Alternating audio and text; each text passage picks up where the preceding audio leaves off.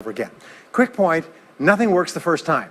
Okay, please understand that. Nothing works the first time. What is the average number of times that a person tries with a new goal before they give up? Can you guess? Well, the average is less than 1. Because most people give up before they try even once. They say, that's a great goal. I'd love to be financially independent. And then they give up. They don't even try. They say, but I couldn't because of this and because of that and so on. And then they move away to a wonderful place called Someday I'll. You ever heard of Someday I'll? Someday I'll start saving money. Someday I'll get out of debt. Someday I'll lose weight. Someday I'll start a business. Someday I'll get serious about my finances.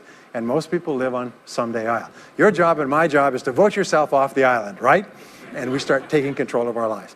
Well, about some years ago, I was called by a major businessman, and he asked me if I would do a talk for his 800 entrepreneurs that own separate franchises within his organization on how to become a self-made millionaire. And I said, sure.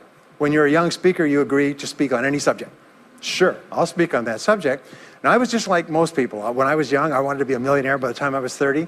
And when I hit 30, I put it off to 35. And as I got to 35, you put it off to 40, and then you kind of just don't look at it anymore. You forget about it and feel the deck is stacked against you. Well, I was about 38, 39 when he called me up and asked me. I said, sure, no problem. And I said, now, what do I know about self-made millionaires? And this is a shocker. I didn't know anything. Oh, I knew that they had more than $1 million, but that's a real basic piece of knowledge, you know.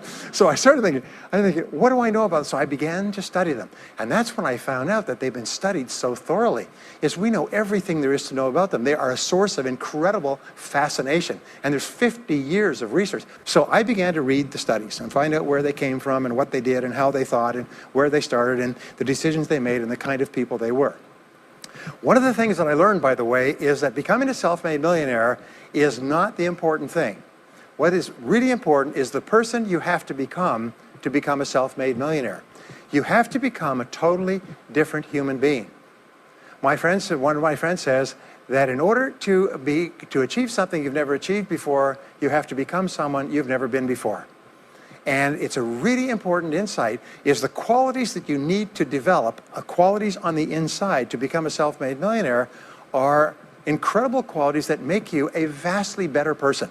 Not only better in terms of character, determination, discipline, decision-making, strength, and so on, but they make you a far better person. They round out your character in a far better way. So the real payoff of becoming wealthy is not because you can eat more, because how many more meals can you eat? How many more clothes can you wear? Because it's the kind of person